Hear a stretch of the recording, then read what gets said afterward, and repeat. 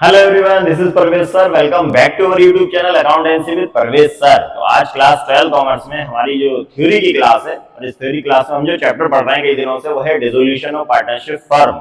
Dissolution of partnership firm, इसके most important question मैंने सभी अपलोड कर दिए हैं। वेरी शॉर्ट, शॉर्ट, लॉन्ग, आप पढ़ सकते हैं हमारे चैनल पे। क्लास 12 कॉमर्स की जो प्लेलिस्ट है चैप्टर 5 की थ्योरी की, उसमें सभी वीडियो मैंने अपलोड कर दिए हैं। और आज की क्लास भी शॉर्ट आंसर की है। इससे पहले मैंने एक शॉर्ट आंसर की क्लास अपलोड कर दी है। आज में शॉर्ट आंसर का मींस होता है जो 3 मार्क्स में क्वेश्चन आता है। वेरी शॉर्ट में 2 मार्क्स के क्वेश्चन आते हैं, शॉर्ट में 3 के आते हैं, लॉन्ग में 4 के आते हैं।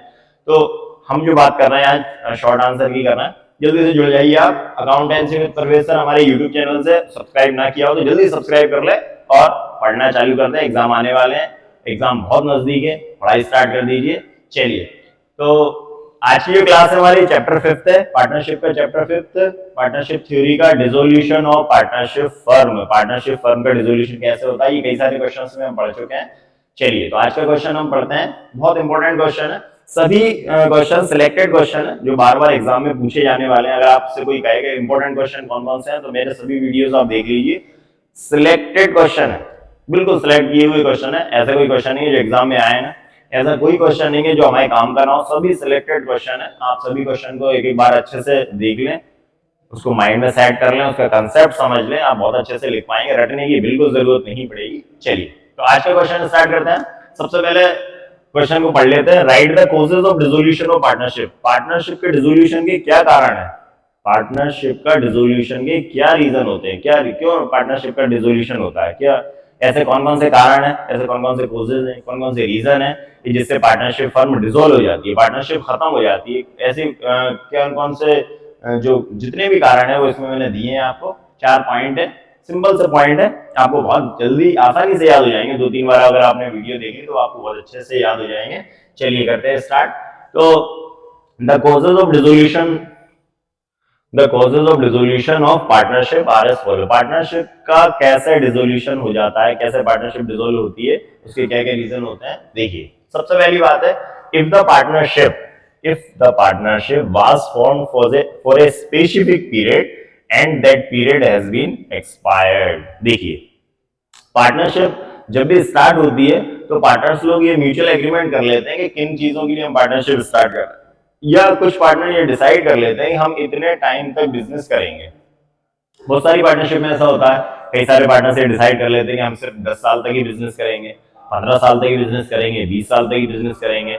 तो अगर ऐसा कुछ डिसीजन हुआ था, ऐसा कोई डिसाइड किया था कि हम सिर्फ इस पीरियड के लिए, या कोई उनका मोटिव होता है कि हम इतना इतना अर्न करेंगे या इस बिजनेस को यहाँ तक ले जाएंगे, और अगर वो कंप्लीट हो गया हो, या कोई टाइम पीरियड उन्होंने फिक्स किया हो कि नहीं हम सिर्फ इतने टाइम तक ही बिजनेस करेंगे, इतने टाइम तक अगर बिजनेस करेंगे डिसाइड हुआ है, और वो अगर टाइम कंप्लीट हो गया हो, तो फिर पार्टनरशिप का डिसोल्यूशन हो जाता है। तो पहला पॉइंट क्या है? If the partnership was formed for a specific period. अगर पार्टनरशिप का इसकी एस्टेब्लिशमेंट, पार्टनरशिप का एस्टेब्लिश एक स्पेसिफिक टाइम के लिए हुआ, एक फिक्स पीरियड के लिए हुआ, और वो फिक्स पीरियड कंप्लीट हो गया हो। क्या लिखा है? And that period has been expired, और वो टाइम पूरा हो गया हो। जैसे हमने बोला, कोई पार्टनर है, मिलकर म्यूचुअल अंडरस्टैंडिंग से उन्होंने एग्रीमेंट किया कि हम 10 साल तक बिजनेस करेंगे, ठीक है, और 10 साल कंप्लीट हो गए हैं। तो अगर 10 साल कंप्लीट हो गए तो पार्टनरशिप का डिसोल्यूशन हो जाएगा, क्योंकि ऐसा उन्होंने अपने एग्रीमेंट में लिखा था, ठीक है ना। पहला पॉइंट क्या हो गया? अगर कोई पार्टनरशिप कोई स्पेसिफिक पीरियड के लिए स्टार्ट हुई हो, और उसका फॉर्मेशन स्पेसिफिक पीरियड के लिए हो, और वो स्पेसिफिक पीरियड एक्सपायर हो गया हो, ठीक है। नेक्स्ट है, if the partnership was established for a specific venture and the specific venture has been completed. देखिए, कई सारी पार्टनरशिप जो होती हैं वो कुछ स्पेशल मोटिव के लिए होती हैं। जैसे उन्होंने बोला कि हम ये वेंचर स्टार्ट कर रहे हैं, कोई भी जैसे अपन हिंदी में वेंचर को क्या बोल सकते हैं, उद्योग बोल सकते हैं। कोई भी नया बिजनेस जब स्टार्टअप होता है तो एक मोटिव होता है कि हम इसके लिए ये चीज कंप्लीट करेंगे, ये वेंचर हम कंप्लीट करेंगे। तो अगर वो वेंचर कंप्लीट हो गया हो, अगर वो वेंचर कंप्लीट हो गया हो, तो फिर पार्टनरशिप का डिसोल्यूशन हो जाएगा। जैसे एक फिक्स है, फॉर एग्जांपल लेंगे, हम एक फैक्ट्री स्टार्ट कर रहे हैं, और अगर हमारी ये फैक्ट्री कंप्लीट हो जाएगी तो फिर हम इस पार्टनरशिप को डिसोल्व कर देंगे, ठीक है। तो अगर ऐसा कोई एग्रीमेंट हुआ हो पार्टनर के बीच में कि हम कोई ऐसा वेंचर स्टार्ट कर रहे हैं, और अगर वो वेंचर कंप्लीट हो गया है, तो फिर हम उस पार्टनरशिप को डिसोल्व कर देंगे। तो क्या लिखा है? अगर पार्टनरशिप एस्टेब्लिश हुई है, उसकी मतलब पार्टनरशिप की स्थापना इसलिए हुई थी कि हम कोई एक स्पेसिफिक वेंचर, मतलब कोई ऐसा उद्यम स्टार्ट कर रहे हैं और वो अगर उद्यम हमारा कंप्लीट हो जाएगा तो फिर हम इस पार्टनरशिप को डिसॉल्व कर देंगे। तो the specific venture has been completed, अगर वो कंप्लीट हो गया है तो फिर वो पार्टनरशिप का डिसोल्यूशन हो जाएगा। ठीक है, next, in case of death of A partner, death of A partner, अगर किसी पार्टनर की डेथ हो जाए, देखिए फॉर एग्जांपल दो ही पार्टनर है या तीन पार्टनर है और उनमें से किसी की डेथ हो जाए, तो डेथ होती है तो क्या होता है, पुराना जो एग्रीमेंट होता है वो बिल्कुल एंड हो जाता है ना, पुराना एग्रीमेंट खत्म हो जाएगा और उस पुराने एग्रीमेंट की जगह जो रिमेनिंग पार्टनर्स रहेंगे वो नए एग्रीमेंट बनाएंगे या नए पार्टनर इंक्लूड करेंगे। तो इसका मतलब हो कि जो पुराने पार्टनर्स के बीच में जो एग्रीमेंट था वो डिसॉल्व हो गया, खत्म हो गया और पार्टनरशिप डिसॉल्व हो गई। ठीक है ना, तो ये डिसोल्यूशन का एक कारण ये भी हो सकता है कि अगर किसी पार्टनर की डेथ हो जाए तो इन case of death of partner, partnership में से कोई अगर एक पार्टनर की डेथ हो जाती है तो पार्टनरशिप का डिसोल्यूशन हो जाता है। ठीक, next, in case of partner being declared as insolvent, अगर कोई पार्टनर इंसॉल्वेंट हो जाए, इंसॉल्वेंट के क्वेश्चन हमने लास्ट में पढ़ा था इससे पहले भी, अगर कोई पार्टनर इंसॉल्वेंट हो जाता है तो पार्टनरशिप का डिसोल्यूशन हो जाता है। अगर ये भी होता है अगर पूरे ही पार्टनर हो जाए तो कंपलसरी पार्टनरशिप का डिसोल्यूशन हो जाता है, या एक को छोड़कर बाकी सभी इंसॉल्वेंट हो जाए तो भी पार्टनरशिप का कंपलसरी डिसोल्यूशन हो जाता है। या अगर कोई एक पार्टनर इंसॉल्वेंट हो गया तो जो पुराने पार्टनर थे उनके बीच जो एग्रीमेंट था वो तो खत्म हो जाएगा, क्योंकि अगर वो इंसॉल्वेंट हो गया तो वो आगे चल के बिजनेस नहीं कर सकता, कैपेबल नहीं रहेगा बिजनेस करने के। तो अगर वो इंसॉल्वेंट हो गया, दिवालिया घोषित हो गया, जैसे हम बोलते हैं ना हिंदी में दिवालिया घोषित हो जाना, तो अगर वो दिवालिया घोषित हो गया तो फिर वो बिजनेस नहीं कर सकता, तो फिर पार्टनरशिप का क्या हो जाएगा, डिसोल्यूशन हो जाएगा। तो ये 4 पॉइंट आपको अच्छे से याद रखना है, इंसॉल्वेंट वाला, डेथ ऑफ पार्टनर वाला, स्पेसिफिक वेंचर वाला एंड स्पेसिफिक पीरियड वाला। तो ये 4 पॉइंट थे हमारे, कि अगर सबसे पहले फर्स्ट पॉइंट को आप रिवाइज करें तो अगर जो पार्टनरशिप है वो उसका फॉर्मेशन इसलिए हुआ है कि कोई स्पेसिफिक पीरियड के लिए उनका डिसीजन हुआ था कि हम इतने पीरियड के लिए बिजनेस करेंगे, और अगर वो पीरियड कंप्लीट हो गया हो तो पार्टनरशिप का डिसोल्यूशन हो जाएगा।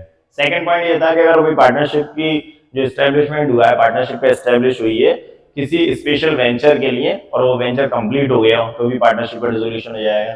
थर्ड ये था कि अगर किसी पार्टनर की डेथ हो जाए, तो अगर किसी पार्टनर की डेथ हो जाती है तो भी पार्टनरशिप डिसोल्व हो जाएगी।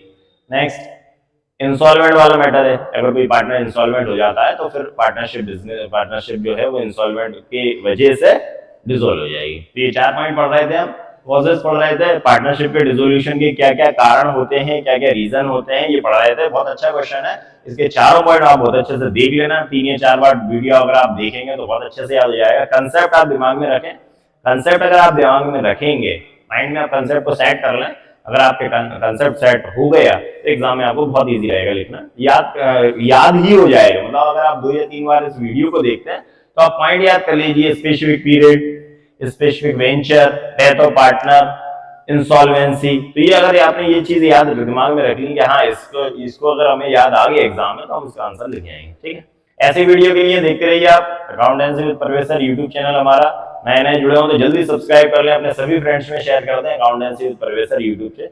डेली हम वीडियो अपलोड करते हैं यूट्यूब पर, न्यूमेरिकल क्वेश्चन की भी और थ्योरेटिकल क्वेश्चन की भी। मिलता हूं नेक्स्ट वीडियो में, तब तक आप पढ़ते रहिए और जुड़े रहिए हमसे। नेक्स्ट टॉपिक में हम मिलते हैं। Thank you and goodbye, take care.